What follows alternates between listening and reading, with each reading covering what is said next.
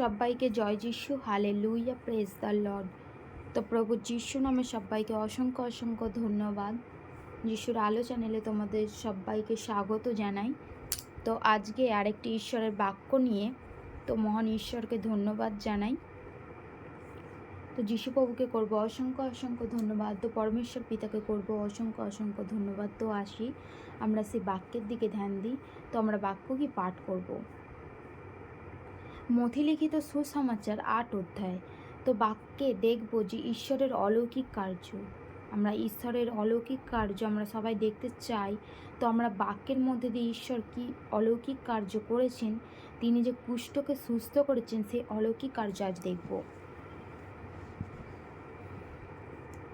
তিনি পর্বত হইতে নামিলে বিস্তর লোক তাহার পশ্চাৎ পশ্চাৎ গমন করিল।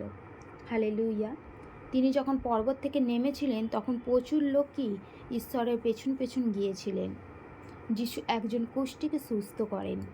আর দেখো, একজন কুষ্ঠী নিকটে আসিয়া তাহাকে প্রণাম করিয়া কহিল, হে প্রভু, যদি আপনার ইচ্ছা হয় তবে আমাকে সূচি করিতে পারেন। হালেলুইয়া।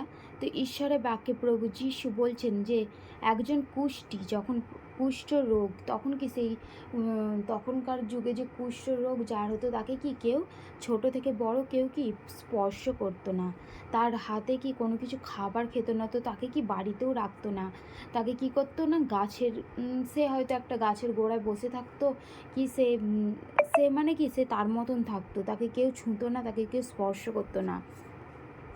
তো সেই কুষ্ঠ রোগী একজন ব্যক্তি যখন প্রভুর কাছে এসে প্রভুকে প্রণাম করে বলেছিলেন যে প্রভু, যদি আপনার ইচ্ছে, বলেননি যে আমার ইচ্ছে, বলেছে প্রভু আপনার ইচ্ছে যদি হয় তো আমাকে সূচি করুন, মানে কি আমাকে সুস্থ করুন যদি আপনার ইচ্ছা হয়।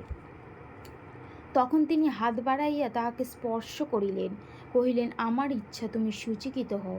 তখন সেই প্রভু যিশু তাকে হাত বাড়িয়ে বললেন যে আমার ইচ্ছা, তুমি সূচিকৃত হও। আর তখনই সে কুষ্ঠ হইতে সূচিকৃত হইল, আর তখনই সে কি কুষ্ঠ রোগ থেকে সুস্থ হয়ে গেল। সেই তার মধ্যে বিশ্বাস ছিল, সেই প্রভু যিশুর প্রতি বিশ্বাস ছিল যে প্রভু যিশুর যদি ইচ্ছা হয় তাহলে কি আমি সুস্থ হতে পারি। তো তখন সেই কুষ্ঠরোগী সুস্থ হয়ে গেল। পরে যিশু তাকে কইলেন, দেখিও এই কথা কাহাকেও বলিও না। তখন প্রভু যিশু তাকে বললেন যে এই কথা কাহাকেও বলিও না, কিন্তু যাজকের নিকটে গিয়ে আপনাকে দেখাও। সেই যাজকের নিকটে গিয়ে কি যাজকের সামনে গিয়ে তুমি নিজেকে দেখাও এবং মসির আজ্ঞানুসারে নৈবেদ্য উৎসর্গ করো। কি মসির সেই আজ্ঞানুসারে কি নৈবেদ্য, মানে সেই মসি যে আজ্ঞা করেছে সেই ঈশ্বরের মণ্ডলীতে গিয়ে তোমার সাক্ষ্য দাও, তাহাদের কাছে সাক্ষ্য দেবার জন্য। মানে সেই ঈশ্বরের নৈবেদ্য বলতে কি বোঝায়, কারণ আমরা জগতে যখন থাকতাম কি আমরা সেই ডালি সাজিয়ে নিয়ে যেতাম, তাই তো, হচ্ছে ফল মূল, আরও নানান ধরনের জিনিস, সন্দেশ, বাতাসা, নকুনদানা তো আমরা দিয়েই থাকি। তো এরকম কি আমরা নানান জিনিস কি সেই ঈশ্বর বলে কি আমরা তাদেরকে আহার দিতাম। কিন্তু ঈশ্বরকে কি আহার দেওয়া যায়, কারণ যিনি সৃষ্টিকর্তা কি তাহাকে আমরা আহার দিতে পারি না। তো সাক্ষ্য দেবার জন্য মহান ঈশ্বরকে ধন্যবাদ জানাই। এতটাই, সবাইকে জয় যিশু, হালেলুয়া। হ্যাঁ।